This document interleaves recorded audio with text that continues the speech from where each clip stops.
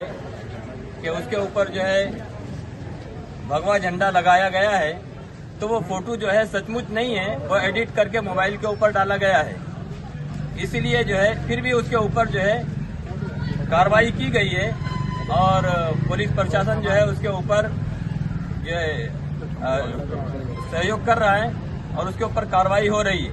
लिहाजा हम तमाम ही लोगों से, पूरे शहर के लोगों से ये दरखास्त करते हैं और गुजारिश करते हैं कि अफवाहों के ऊपर ध्यान न दे और जो है शांति रखे और किसी किस्म की अपनी तरफ से कोई ऐसी बात ना होने दे जिसकी वजह से हमारे शहर का माहौल खराब हो। और जो है पुलिस अपना काम करेगी और वो हमारा पूरा का पूरा साथ देने की कोशिश कर रही है। अपराध कोई भी करे, किसी भी मजहब का आदमी करे, जो है उसके लिए जो है कानून बराबर है और कानून अपना काम करेगा। हम उसमें पूरा के पूरा साथ देने की कोशिश करें, हम ऐसी दरखास्त करते हैं। पोलीस प्रशासनाने गुन्हा दाखल केलेला आहे आणि पोलीस प्रशासन पुढची आरोपीची अटकेची वगैरे कारवाई चालू आहे।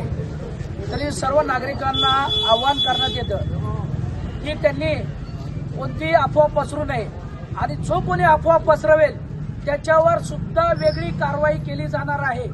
त्यामुळे कृपया या संदर्भात कोणत्याही व्हॉट्सअप, फेसबुक, यूट्यूब कुठल्याही ठिकाणी कोणी तो फोटो टाकून त्याच्यावर शेअर, लाईक, कमेंट्स करू नये।